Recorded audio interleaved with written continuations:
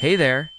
Welcome back to Cities in a Blink, where we uncover the stories behind the world's cities, one blink at a time. This is How Did That City Become the Capital? Our journey through the political hearts of nations.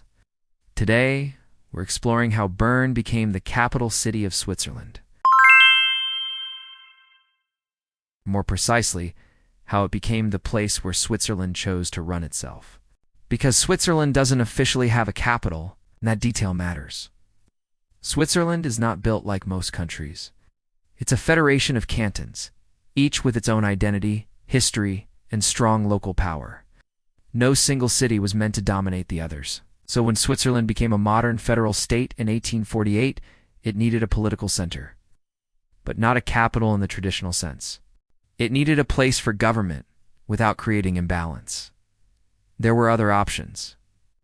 Zurich was the largest and most economically powerful city. Geneva had international importance and global connections. Lucerne had previously served as a political meeting place.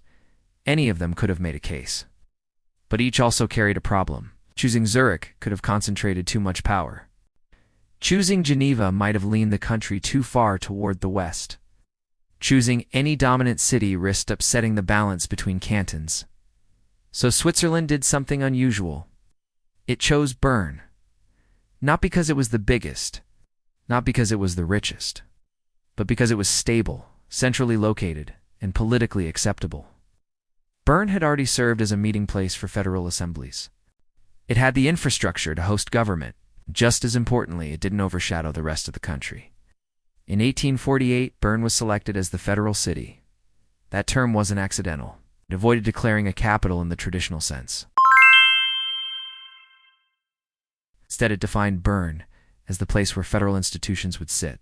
Parliament, government, administration, all concentrated there. Over time, this made Bern function like a capital, even if it wasn't called one. And that distinction still exists today. Bern is where Switzerland governs itself. But Switzerland still avoids the idea of a single dominant capital. That tells you something important about the country. Bern's role reflects Switzerland's identity, decentralized, balanced, careful about concentration of power. So why Bern? Because Switzerland didn't want a capital that would dominate the country. It wanted a city that could hold government without overpowering it. Bern wasn't the most obvious choice. It was the most acceptable one, and that made it the right one. Today, Bern stands as the political center of Switzerland, a city chosen not for strength but for balance.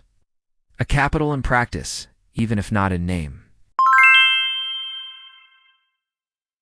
If you love discovering cities and the stories behind them, hit that subscribe button and join us for more adventures.